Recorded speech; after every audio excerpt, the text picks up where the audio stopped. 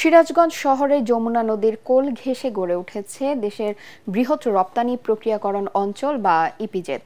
ফলে জমির মালিকরা দীর্ঘদিন পর যেমন তাদের জায়গার ন্যায্য মূল্য পাবেন, তেমনি অর্থনৈতিক উন্নয়ন, দারিদ্র্য বিমোচন ও বাণিজ্য ভারসাম্যহীনতা দূর হবে। দেশি বিদেশি বিনিয়োগে কর্মসংস্থান হবে লাখ লাখ বেকারের। জেলা প্রশাসক জানিয়েছেন, ইপিজেড গড়ে তোলার সব প্রক্রিয়া শেষ হয়েছে, খুব শিগগিরই শুরু হবে নির্মাণ কাজ। সিরাজগঞ্জ প্রতিনিধি ফেরদৌস হাসানের পাঠানো তথ্য ছবিতে আরও জানাচ্ছেন শরীফুল ইসলাম।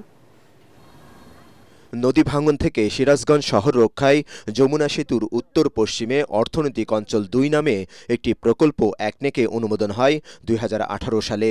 এরপর পানি উন্নয়ন বোর্ডের তত্ত্বাবধানে বাংলাদেশ সরকারের অর্থায়নে ৬৩৮ কোটি টাকা ব্যয়ে প্রায় ১৩৫০ একর জমিতে মাটি ভরাট করে সেনাবাহিনী। দীর্ঘ ৮ বছরেও অর্থনৈতিক অঞ্চল গড়ে না ওঠায় হতাশা দেখা দেয় সিরাজগঞ্জবাসীর মধ্যে। তবে দ্বিতীয় অর্থনৈতিক অঞ্চল গড়ে না উঠলেও মাটি ভরাট করা এলাকায় এবার দেশের বৃহৎ রপ্তানি প্রক্রিয়াকরণ অঞ্চল বা ইপিজেড গড়ে তোলার পরিকল্পনা নেওয়া হয়েছে বলে জানালেন জেলা প্রশাসক নজরুল ইসলাম। খুব শিগগিরই প্রকল্পের কাজ শুরু হবে বলে জানান তিনি। এখানে যদি ইপিজেড হয়, পুরো সিরাজগঞ্জের এই অর্থনৈতিক চেহারা পাল্টে যাবে।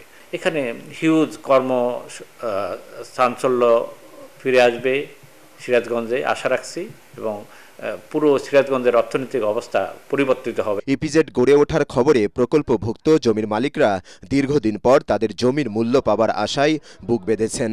ব্যবসায়ী এবং স্থানীয়দের মধ্যেও দেখা দিয়েছে প্রাণচাঞ্চল্য। তাদের দাবি, অতি দ্রুতই যেন ইপিজেডের আলোর মুখ দেখতে পারেন তারা।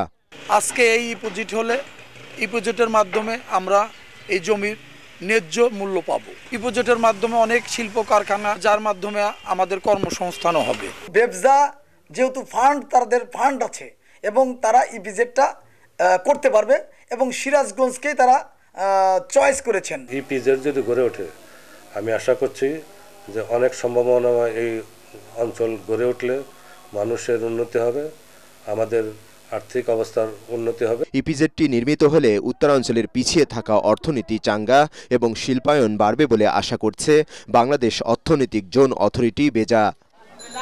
Bureau report, ATN Bangla.